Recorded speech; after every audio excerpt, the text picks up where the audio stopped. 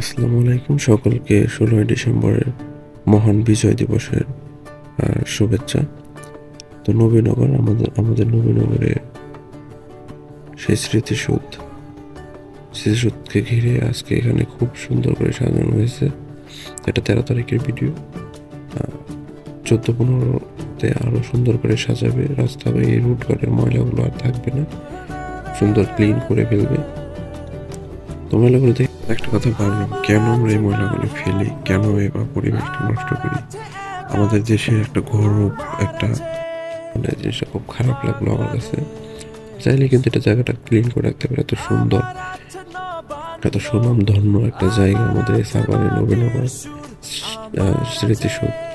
তো কেন আমরা ময়লা করে রাখি জানি না। তো যাই হোক, সবাইকে আবারও 16 ডিসেম্বরের মহান বিজয় দিবসের শুভেচ্ছা। সবাই ভালো থাকবেন, সুস্থ থাকবেন। আল্লাহ হাফেজ।